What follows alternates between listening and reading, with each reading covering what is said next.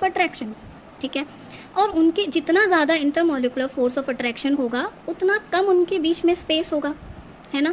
कहने का मतलब ये है कि हमने इनको कैटेगराइज क्यों किया, सॉलिड, लिक्विड और गैस में, अरेंजमेंट ऑफ पार्टिकल्स के बेसिस पे, है ना।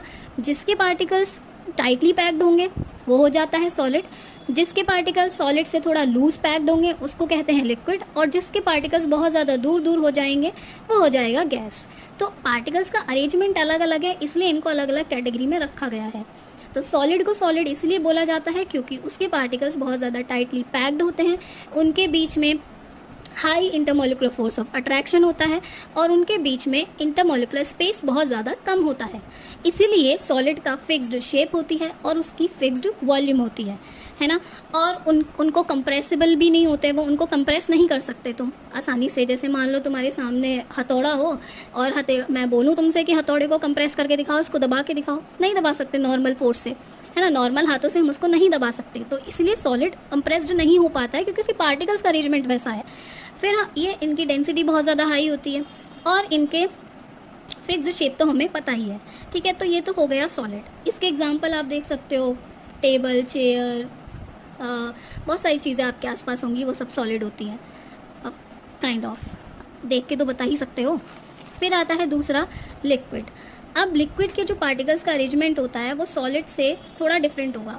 जैसे मैंने बोला था ना, एक इंटरमॉलिकुलर स्पेस और फोर्स के बारे में बात करी थी, तो ऐसे ही इसमें पढ़ते हैं कि लिक्विड के बीच में क्या है। तो लिक्विड के पार्टिकल्स के बीच में इंटरमॉलिकुलर फोर्स ऑफ अट्रैक्शन थोड़ा कम होता है। अब मैं तुम्हें एक चीज़ बता दूं कि जितना कम इंटरमॉलिकुलर फोर्स ऑफ अट्रैक्शन होगा उतना ज़्यादा स्पेस होगा, और जितना ज़्यादा इंटरमॉलिकुलर फोर्स ऑफ अट्रैक्शन होगा उतना कम स्पेस होगा, ठीक है। कंफ्यूज होने वाली चीज़ नहीं है और ना ही इसमें कंफ्यूज्ड होना। बहुत सिंपल सी बात है कि भाई जो चीज़ आपस में अटैच्ड होगी उसके बीच में स्पेस तो होगा ही नहीं, और जो चीज़ थोड़ा लूजली होगी, मतलब आपस में कम अटैचमेंट होगा उसका, तो उसके बीच में तो स्पेस आ ही जाता है। तो ऐसे ही लिक्विड है कि लिक्विड के पार्टिकल्स के बीच में इंटरमॉलिकुलर स्पेस थोड़ा ज़्यादा हो जाएगा और फोर्स ऑफ अट्रैक्शन थोड़ी कम हो जाएगी, सॉलिड के से कंपैरिजन करें तो। इसकी कोई शेप फिक्स नहीं होती। अब जैसे आप पानी एग्जाम्पल ले सकते हैं, पानी को आप जिस भी कंटेनर में फिल करते हैं वो उसी की शेप ले लेता है ना। अरेंजमेंट पार्टिकल्स की बेसिस, मतलब पार्टिकल का अरेंजमेंट ही ऐसा है कि वो शेप ऑक्यूपाई कर ही नहीं पाता है। वो जिस कंटेनर में उसको भरोगे वो उसकी शेप ले लेगा। ट्रायंगल ग्लास में भरोगे ट्रायंगल जैसा दिखने लगेगा, सर्कुलर ग्लास में भरोगे या सर्कुलर कंटेनर में भरोगे तो सर्कुलर जैसा दिखने लगता है, ठीक है। पर लेकिन इसका वॉल्यूम फिक्स्ड होता है, मतलब 1 लीटर में कितना पानी आएगा, 1 लीटर के ग्लास में 1 लीटर ही पानी आएगा, वॉल्यूम फिक्स्ड होता है इसका।